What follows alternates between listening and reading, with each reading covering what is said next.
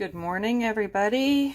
It's Easter, and I apologize. I wanted to show you this yesterday or the day before, but it took me a while to find onion skins, and then yesterday I had to work, so I didn't get quite the time I wanted to be able to do the videos. So I wanted to show you my favorite way of dyeing Easter eggs, and it's using all natural things that you probably have in your yard or maybe in your kitchen. So I start with raw eggs, so these are not cooked yet. And I went out to the yard and found some violets. The blossoms are edible, so they're usable. Clover, which also you could eat it and not be hurt. And dandelion leaves, also safe. And then I went in the refrigerator and found some celery leaves. Those are really pretty on this process, so fun to use. And then onion skins, and this year I mixed it up. I tried some red onions because when I did finally find onions, I got a plethora. I found all kinds of things, and some yellow onions.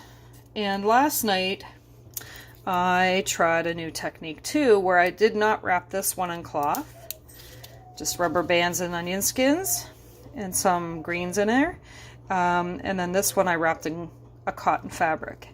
So let's see what happens when I open it, and then I'll show you how you can do this. So I apologize if I'm not doing a great job on the videography. I had to find a stand I could use to hold my camera so I have my hands free to show you this. So this is after I've cooked it. So basically I'm wrapping this with the things I want to make the colors, and then I'm putting it into cold water and boiling it like you would for hard-boiled eggs and cooling it down like you would for that.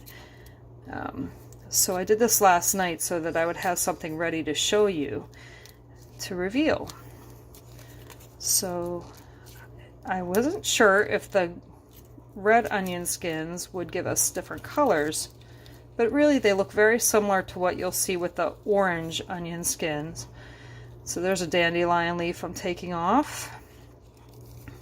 You clean everything off and you get these beautiful patterns. Sometimes you'll actually see the leaf impression a little better than what I got here, but again, this was the time I tried with just a rubber band. Sorry, there's a little bit of stuff still on there. You could rinse them off afterward and you'll be amazed at the beautiful designs you get. See a little bit of the leaf impression there.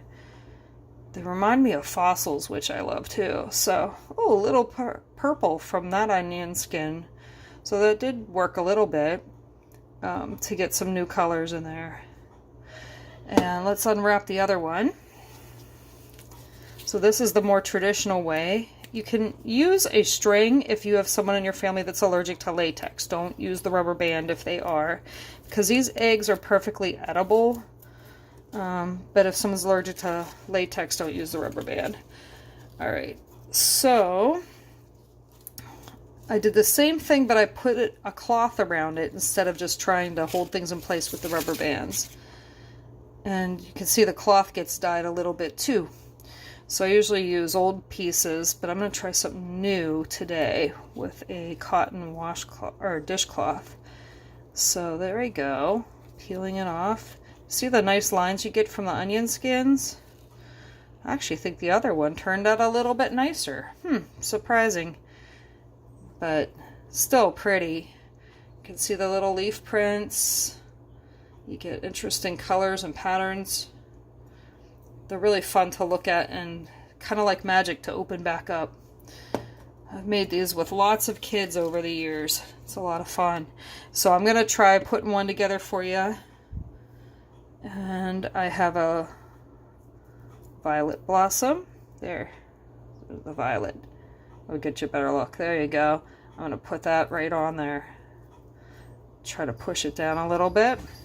Sometimes it takes a second set of hands, especially if you're working with children, a friend to hold things in place while you do this. And then I'll try a celery leaf. The violets are out there in bloom right now in my yard, so if you're lucky enough to have them in your yard, you can easily find those and put them on.